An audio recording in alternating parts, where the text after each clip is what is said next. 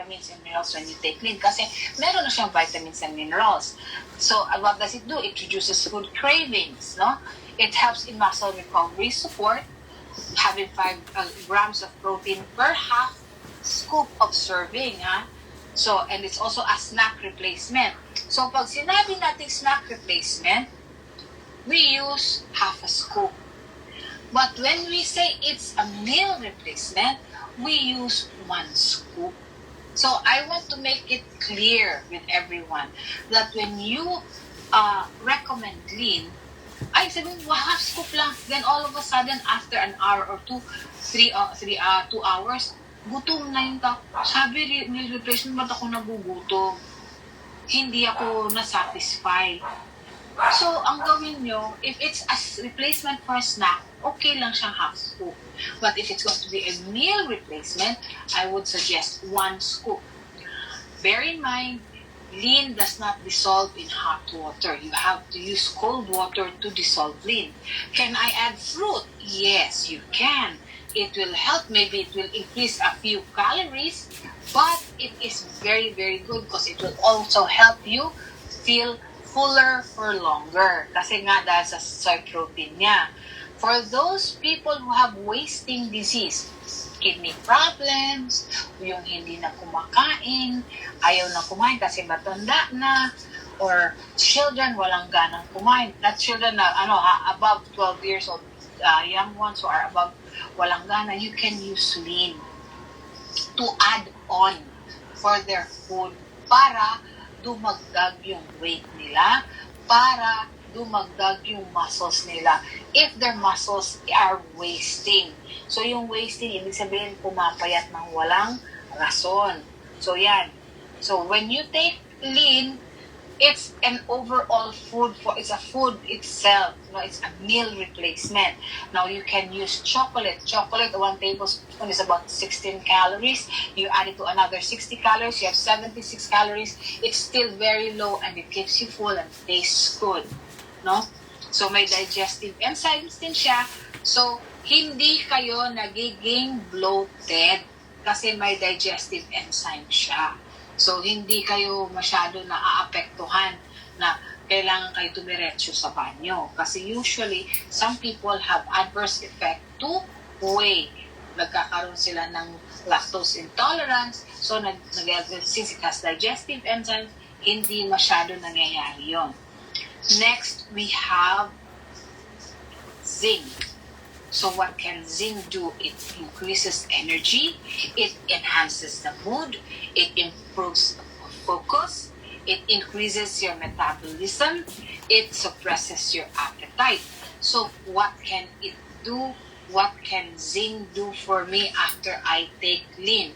After you take lean, usually since it's a meal replacement, kailangan ang tendency kasi ng nagda-diet or the one who wants to lose weight, they keep on looking for food kasi nasanay silang kumain. So you have to cut off their hunger cravings. So when you take zinc, usually the hunger cravings or the appetite, yung mental appetite, yung voraciousness ng appetite niya nawawala kasi meron na siyang Garcinia Cambogia. So natutulungan yon. Word of advice again. Never take zinc on a full stomach. Okay? So if you had lean in the morning, tamang-tama yun, an hour or 2, mag-take ka ng zinc, wala kang problema.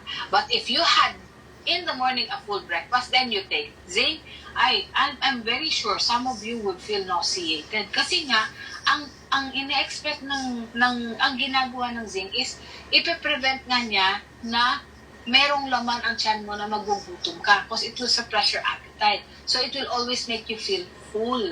So, dapat malayo siya sa breakfast mo, 2 hours. Kung gusto mo ng full breakfast. But if you use lean as a meal replacer, when you take zinc, walang problema. You can take zinc, let's say, before exercising because it gives you extra energy. That's very good. It increases energy. So, para kang malakas ka, may marami kang energy, pwede ka mag-exercise. So, pwede yun. What other way you can use zinc? Okay. I use Zinc personally with my patients whose work is on the graveyard shift. Ano yung graveyard shift? Yung gising sa gabi, hindi sila natutulog because they have to work at night hanggang madaling araw. When they take Zinc, they do not keep on eating because number one, it suppresses appetite. Kasi usually, ang taong nagpupuyat, naghahanap ng matamis. Kasi cravings ng katawan yun dahil it needs more sugar to do its work. So, kailangan mawala yung craving na yun. So, when you take Zinc, nawawala yung craving. So, hindi ka masyado nagugutom, hindi masyado nanghihingi ng pagkain yung katawan mo. Instead, it uses up your stored food, your stored fat inside your body para magamit siya, para magkaroon ka ng sapat na lakas or enough energy to work until the morning. So, maganda siya. So, when you do that, the person who takes Zinc does not gain weight, loses fat or loses extra weight kasi nagagamit mo siya sa tamang paraan. So, ang sa akin lang, if you're not naman on the graveyard shift, huwag naman kayo uminom ng Zinc. Zinc is to be taken in the morning. Another word of warning, as I said, you always ask the person whom you're sharing with so that you have an effective sharing, you have an effective, kumbaga, sales. Hindi madi-discourage sa product mo, tanungin mo, may problema ka ba sa thyroid? Ano, bakit? Kasi pag may problema ka sa thyroid, Zinc is not for you. Now, meron din, may adverse reaction ka ba sa kape? Pag sinabing meron, ay mangangasim ang tiyan mo, hindi maganda ang Zinc sa'yo. Let's use something else. Okay? Or we can buffer it with another food supplement that we have in the food system, which I will talk in a while. So, kailangan mong tanungin pag share ka sa mga tao. So, pwede naman hindi buong core system. You buy the whole core system, but you just tell the person you're sharing with yung ibang system na pwede siya, pero lang yung Zinc. Maybe you could keep the Zinc for yourself if you want. But that is the work of Zinc. So, it helps out suppress your appetite. It has a lot of maca, which is very, very nutritious. Kaya pwede siya for daily intake, especially just before or 30 minutes before exercise. Make sure you take it with a glass of water para hindi kayo na kukulangan kasi pag mataas ang energy nyo, madali kayong magpawis, so you become dehydrated. Since it has caffeine is diuretic, papaihiin kayo, so dapat maraming tubig ang iniinom nyo. So, I hope you understand that about Zinc. Next, we have Cheat Plus. Accelerate, sorry. This one, Accelerate, I love this. Why? Because it helps in so many ways. It has a thermolytic blend. So, ano ba yung ginagawa niya? Tinataas niya yung thermogenesis o yung heat of the body. Pag mataas yun, mas mabilis ang metabolism mo. So, for those people who have a sluggish metabolism, usually mga hypothyroidism, maganda ang Accelerate. Kasi usually yung may mga hypothyroidism, tumataba kahit na walang kain. So, pag umiinom sila ng Accelerate, nalulose nila yung excess weight nila. So, can Accelerate be taken several times a day? The answer is yes. You can take it in the morning. You can take it one at lunchtime and another one in the evening. Ang word of advice lang, when you take Accelerate, you have to drink water because especially if you take Zinc, kasi magpo-perspire ka. Tatanggalin niya yung water weight mo. Iba-burn off niya yung fat mo. Kaya kung marami kayong cellulite, you take Accelerate kasi it will break out the fat globules. So, mawawala yung cellulite nyo. With or without exercise, makikita nyo mawawala yung parang orange peel ng balat nyo. Dahan-dahan. Not overnight, of course. You have to take it over the course of time. Maybe about after 90 days. Kaya nga sinasabi ko, when you have the core system, you buy extra Accelerate. Kasi kailangan mo yun. Especially kung medyo overweight ka ng 20 pounds or more. Kasi kailangan i-take in mo siya more often than the regular 1 capsule a day or 1 capsule twice a day. So it's also stimulant free. It also suppresses appetite. So ang maganda, sino pa bang pwede mag-take ng Accelerate? Women who have their period ongoing is very good. For women who have PCOS, Accelerate is very good. For women who just had a miscarriage or ongoing miscarriage, ano ba yung miscarriage? Yung napupunan sila dahil let's say hindi maganda ang kapit ng bata sa kanila. So nalaglag yung baby. Hindi naman natin gusto malaglag yung baby, but these things happen. You give them Accelerate together with Female Balance. It will clean up the uterus and make it ready for the next time that we will become pregnant. So ito yung maganda sa Accelerate. So maganda siya. Sa PCOS, maganda din siya. Kasi nga nakakatulong siya sa paglinis ng matres. So next we have is Cheat Plus. Cheat controls hunger.